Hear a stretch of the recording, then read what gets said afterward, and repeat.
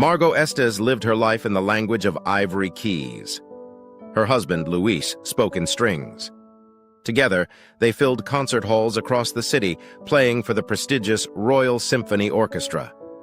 But the most beautiful part of their life wasn't on stage. It was waiting in a little blue stroller. Their son, William, just 2 years old, attended nearly every rehearsal.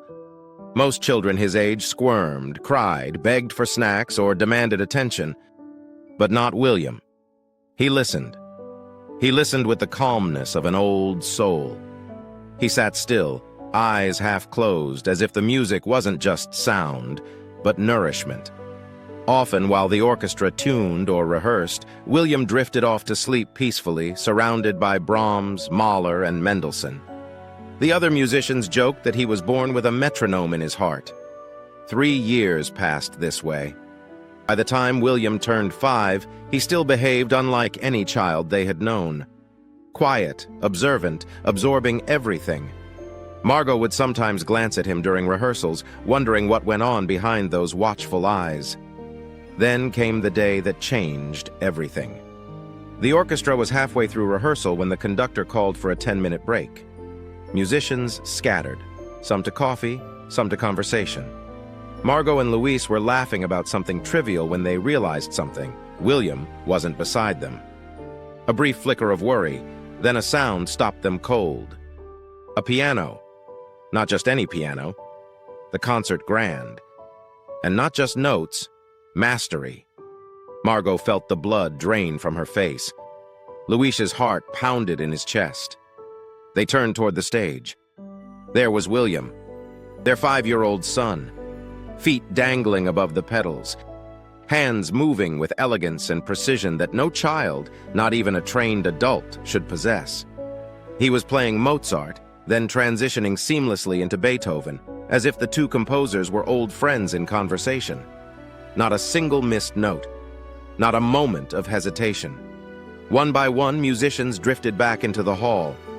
First, a violinist froze mid-sip of coffee, then the cellists, then the conductor. Within a minute, the entire orchestra sat silently in their seats, stunned, breathless, listening. The hall felt sacred, like witnessing a miracle unfold.